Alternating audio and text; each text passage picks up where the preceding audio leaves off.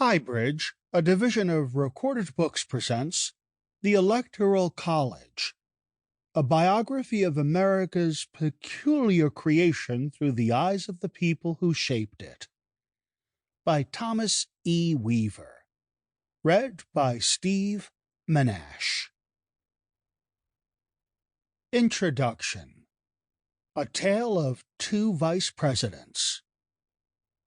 On February 11, 1801, Congress met for the fourth time for the purpose of counting the Electoral College certificates of the various states from the presidential election of the previous fall, a story we will explore in more detail in Chapter 4.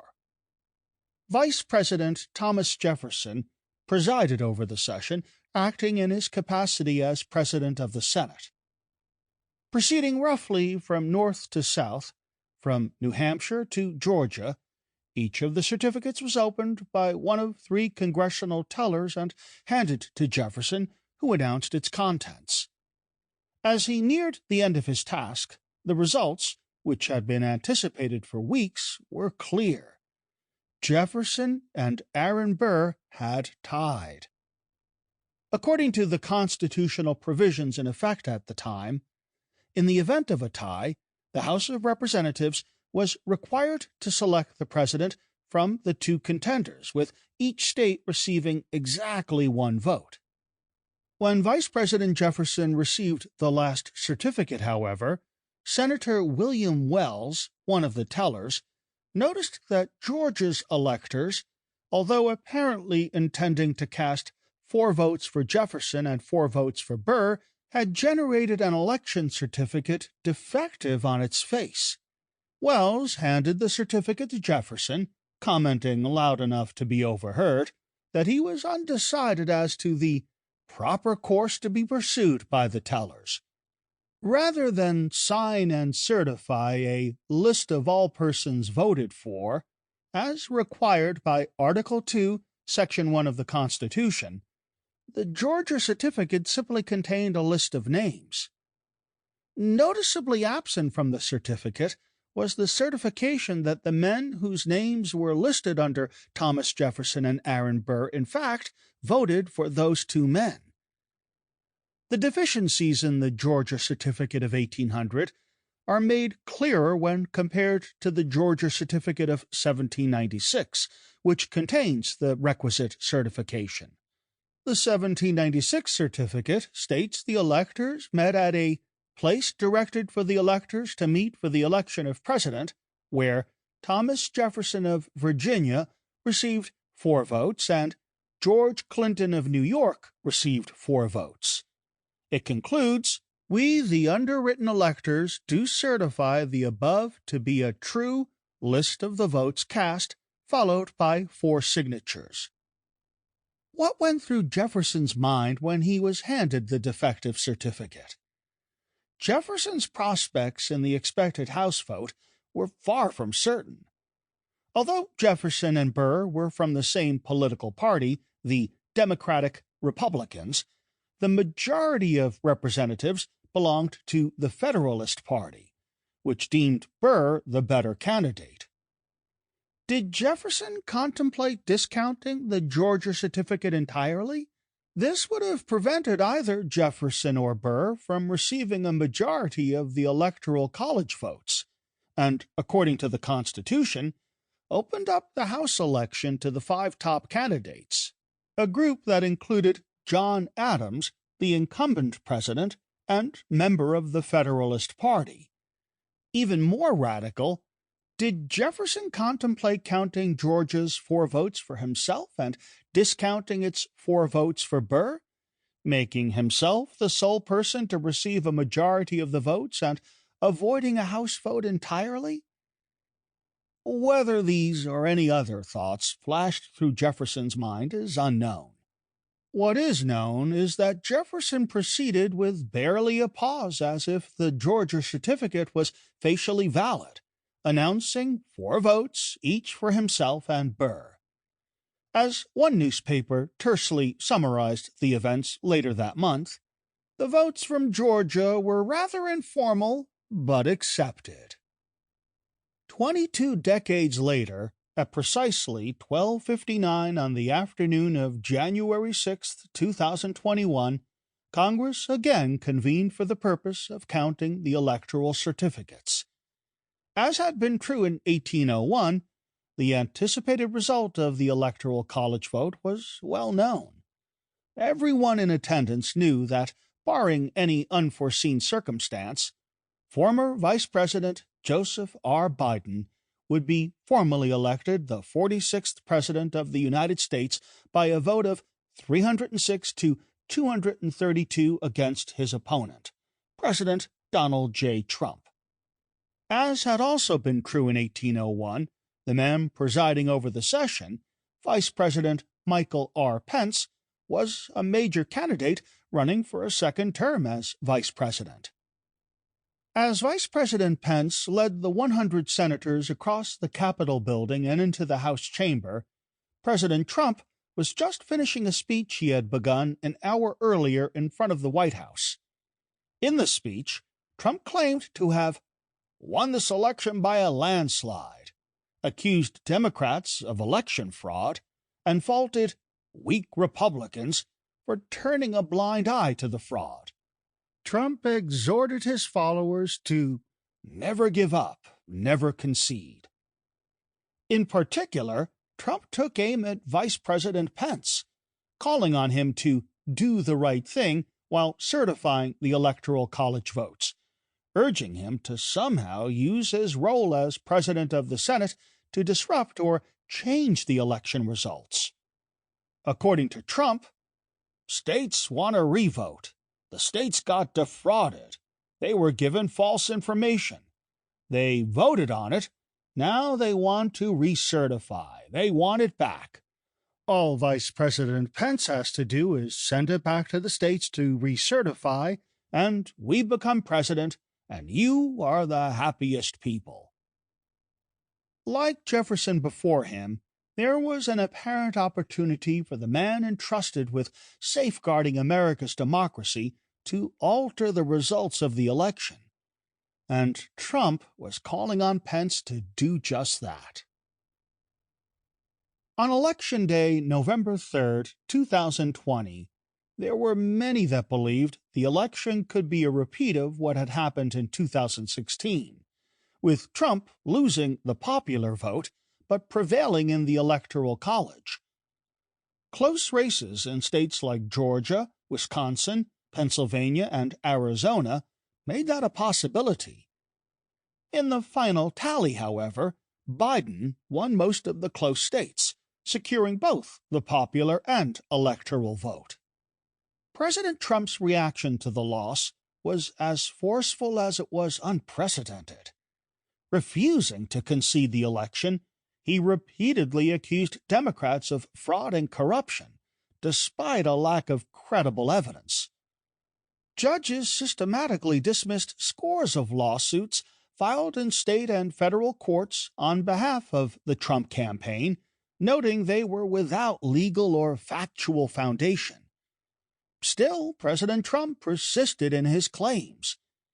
As the official date for counting the election certificates approached, there was, for the first time in American history, the realistic threat that the transfer of power from one president to the next would be accompanied by violence and insurrection. The final step in the presidential election process is for states to send election certificates to Washington announcing their Electoral College votes. According to current congressional rules, on the first Wednesday of January, the certificates are opened and counted, assuming the certificate appears in regular form and authentic, and absent a timely objection. At the conclusion of the session, the President and Vice President are formally announced. Objections must be made in writing, signed by at least one representative and one senator, and allege clearly and concisely without argument that the vote or votes were not regularly given. Upon receipt of an objection, the two chambers separate and take debate on the objection for up to 2 hours before taking a vote. In order for the objection to be sustained, a majority of both the House of Representatives and the Senate must agree that the objection is valid. As January 6 approached, Trump called for his supporters to gather outside the White House for a Save America rally to protest the congressional vote. Thousands responded. The rally began at 9 a.m. with speeches from multiple Trump supporters, including his son, Donald Trump Jr., and personal attorney, Rudy Giuliani. Just before noon, Trump himself joined the crowd and began his hour-long speech. Trump concluded the speech with a call to action. "And we fight. We fight like hell. And if you don't fight like hell, you're not going to have a country anymore. So we're going to walk down Pennsylvania Avenue. I love Pennsylvania Avenue. And we're going to the Capitol, and we're going to try and give... The Democrats are hopeless. They're never voting for anything, not even one vote. But we're going to try and give our Republicans, the weak ones, because the strong ones don't need our help, we're going to try and give them the pride and boldness that they need to take back our country." As Trump gave the speech, supporters started breaking away, walking along Pennsylvania Avenue toward the Capitol. When they arrived, they confronted the Capitol Police standing in front of the building. At the end of the speech, the remaining supporters started the 1.5-mile trek to the Capitol building. At 1:05 p.m., as Vice President Pence entered the House chamber, his staff released a public letter announcing he would not do anything to interfere with the electoral count, saying, "My oath to support and defend the Constitution constrains me from claiming unilateral authority." The opening of the electoral certificates, per current congressional rules, commenced with Alabama and proceeded in alphabetical order. Alabama's certificate appeared to be in regular form and authentic, and announced 9 electoral votes to Trump for president and 9 electoral votes to Pence for vice president. No objections were noted. Alaska likewise cast its 3 votes for Trump and Pence. Again, no objections were noted. Next came the certificate of Arizona, which cast its 11 votes for Biden for president and Kamala D. Harris for vice president. This time, Representative Paul Gosar of Arizona, joined by Senator Ted Cruz of Texas, objected in writing, stating the electoral votes were, under all the circumstances known, not regularly given. A proper objection having been lodged, the 2 chambers separated to debate the objection. The time was 1:12. For nearly 2 hours, representatives and senators stood in their respective chambers, giving speeches in favor of or opposing the objection. In the House of Representatives, 11 speeches were made, 6, all Republicans, in favor of the objection, and 5, all Democrats, against. In the Senate, something different happened. The first Senate speech was made by then Senate Majority Leader Mitch McConnell. Unlike his Republican colleagues on the House side, the senator chose to speak not in favor of the objection nor in favor of Trump, but in support of the Electoral College. The time was 1:35. He argued, "If this election were overturned by mere allegations from the losing side, our democracy would enter a death spiral. We would never see the whole nation accept an election again. Every 4 years would be a scramble for power at any cost. The Electoral College, which most of us on this side have been defending for years, would cease to exist, leaving many of our states with no real say at all in choosing a president. The effects would go even beyond the elections themselves. Self-government, my colleagues, requires a shared commitment to the truth and a shared respect for the ground rules of our system." In response to Trump's claims that he had won by a landslide, McConnell noted. This election actually was not unusually close. Just in recent history, 1976, 2000, and 2004 were all closer than this one. The Electoral College margin is almost identical to what it was in 2016. While Congress continued about its business inside, the Trump supporters outside the Capitol continued theirs. They breached the barricades, pushing the Capitol Police closer and closer to the building. At approximately 2:15, the first Trump supporters entered the Capitol, first by breaking a window and climbing through, and then through doors opened from the inside. A recess was hastily called in both chambers while representatives and senators scattered to their offices or other hiding places. Vice President Pence was quickly escorted out of the Senate chamber by the Secret Service, narrowly missing a confrontation with the rioters. A tweet from President Trump at 2:24 announced, "Mike Pence didn't have the courage to do what should have been done to protect our country and our Constitution, giving states a chance to certify a corrected set of facts, not the fraudulent or inaccurate ones which they were asked to previously certify. USA demands the truth." Within moments of the tweet, the rioters were demanding, "Where's Mike Pence?" In front of the Capitol building, a group of Trump supporters installed makeshift gallows and chanted, "Hang Mike Pence." After nearly 6 hours, order was finally restored, allowing the Senate to reconvene at 8:06 and the House at 9:02.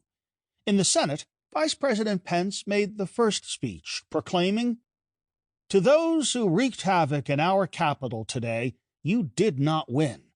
Violence never wins. Freedom wins. And this is still the people's house." Senator McConnell spoke second, building on the words he had declared prior to the attack. "This failed attempt to obstruct the Congress, this failed insurrection, only underscores how crucial the task before us is for our republic." At 3:11 a.m., Congress concluded its constitutionally mandated task of counting and certifying the electoral votes. The final vote was as anticipated: 306 for Biden/Harris, 232 for Trump/Pence. Just as had happened 2 centuries earlier, when Jefferson also had the opportunity to disrupt the count to his own advantage, every vote had been counted and the results certified. To paraphrase Senator McConnell, the insurrectionists had failed to shake us from our shared commitment to the truth and the ground rules of our system as laid out in our Constitution. The events of January 6, 2021, almost too recent to be considered history, are just the latest episode in the 2.5-century story of the Electoral College. Criticized by many, praised by some, understood by few, the Electoral College has existed as long as the Constitution itself.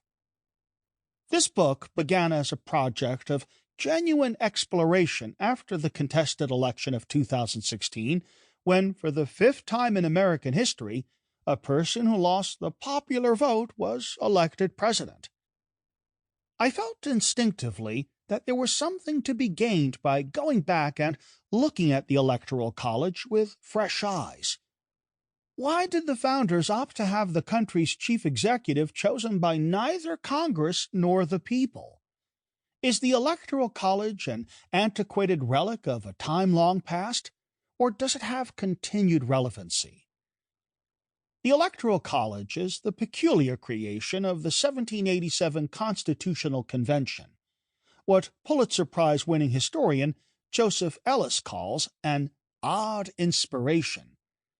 Alexander Hamilton, responding shortly after the Constitutional Convention of 1787 to a variety of criticisms to the document, called the Electoral College almost the only part of the system of any consequence which has escaped without severe censure. Hamilton expressed the opinion that while not perfect, it was at least excellent. But once enacted, the Electoral College has been subjected to early, consistent, and withering criticism. Critics have called it antiquated, irrelevant, archaic and immoral, clumsy, useless, racist, and viciously, unnecessarily undemocratic. The election of 1800, which had exposed glaring defects, had forced major modifications to the Electoral College in the form of the 12th Amendment. Representative George McDuffie of South Carolina, speaking nearly a year before the contested election of 1824, concluded that while the Electoral College was originally believed to be the most unexceptional provision of the Constitution in 1787, it had proved over time to be the most imperfect. When it comes to the original provisions of the Constitution, only slavery and less than universal suffrage have been more criticized than the Electoral College. Yet while the former two have been corrected by constitutional amendment or judicial fiat, the Electoral College persists. This is true despite the fact that there have been more proposed constitutional amendments to modify or eliminate the Electoral College than any other topic, with the possible exception of equal rights for women.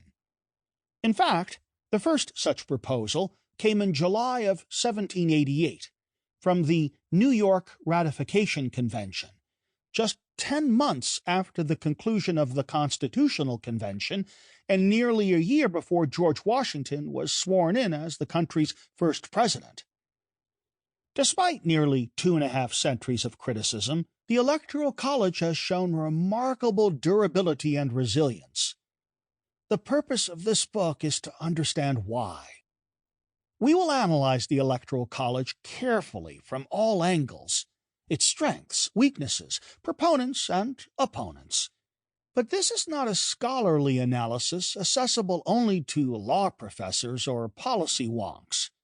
Rather than present names, dates, places, numbers, and statistics in their raw form, this book tells the story of the Electoral College through the eyes of the people who lived it and shaped it.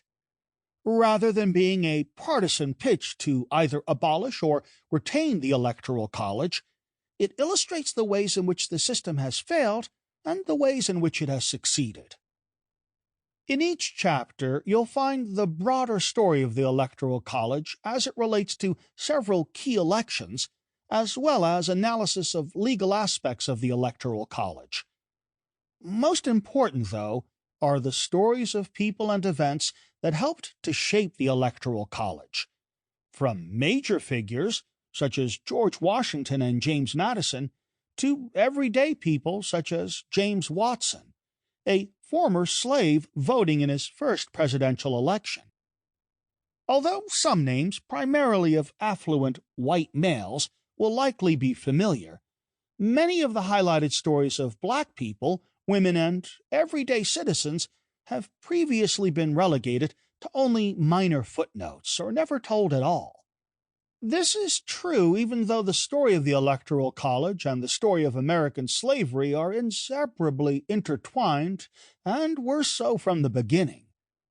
America's peculiar institution, as slavery was euphemistically called in the 19th century by polite society, was explicitly recognized in the 1787 Constitution and profoundly affected the way the founders envisioned the Electoral College. And long after the 13th Amendment abolished slavery, its impact continues, creating a legacy that many argue still impacts the Electoral College today. Film documentarian Michael Moore may have expressed this view best shortly after Donald Trump won in 2016 by observing the irony that a man who repeatedly made racist comments on the campaign trail would benefit from a law from the 1700s to placate the slave states. In 1787, a group of men who had experienced despotic rule and revolution firsthand created an election framework they hoped would stand against the threat of monarchical and totalitarian control. In doing so, they compromised on many of their other ideals. Espousing democracy, they chose a system that is inherently undemocratic. Claiming that all men are created equal, they justified a system where large swaths of the population were disenfranchised, enslaved, or both. Yet that criticism brings us back to January 6, 2021, when a group of rioters stormed the Capitol building to pressure Vice President Pence and members of Congress to do what Vice President Jefferson had declined to do: reject the election certificates and undo the election results. Reviewing the events of that day, I cannot help but ponder whether, flawed though it may be, the Electoral College won when it mattered most, when violence and insurrection upended our cherished history of the peaceful transfer of power. Had the founders, in fact, created a system best equipped to prevent the despotism they fought a revolution to overcome? Chapter 1. The Election of 1836. Mr. Johnson Goes to Washington. In almost 250 years of United States presidential elections, only once, on February 8, 1837, has the Senate been called upon to choose a vice president. As required by the 12th Amendment, if any person fails to secure a majority of the Electoral College votes for vice president, the Senate chooses the vice president from the top two vote-getters.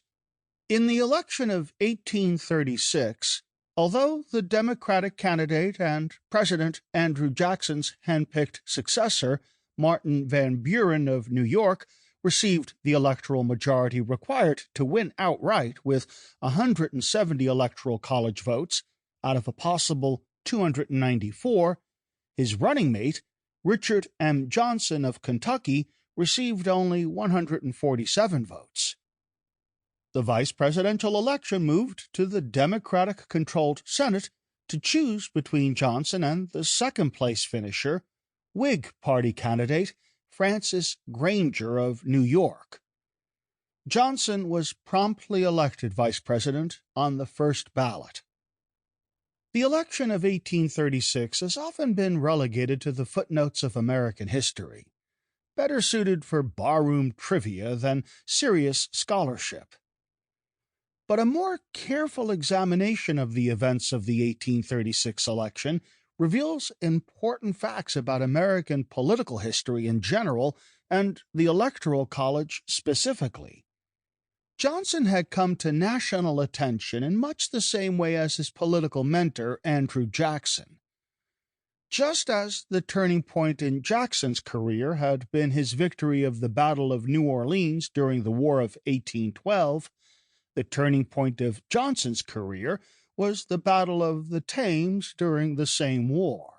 Until then, Johnson was a minor representative from the state of Kentucky. When war was declared on Britain, Johnson raised up a small battalion of Kentucky volunteers and joined General William Henry Harrison near Detroit, in what is now southern Ontario, to engage a force of British and Native American soldiers. During the ensuing battle, Representative, now Colonel, Johnson led 20 soldiers into a swamp swarming with enemy soldiers led by Shawnee Chief Tecumseh. What happened next, according to historian Christina Snyder, lives in the shadowlands between history and myth. Johnson emerged bloody and disoriented, riding an equally bloody horse. Behind him, Tecumseh lay dead in the swamp, apparently at Johnson's hand. In 1824, when Andrew Jackson won a plurality but not a majority of both the popular vote and the Electoral College vote, Johnson supported Jackson's presidential bid. When the House of Representatives chose instead to make John Quincy Adams the president, a story we'll explore in depth in Chapter 5, Johnson declared himself a Jacksonian for life, a pledge from which he never wavered. Sample complete. Ready to continue?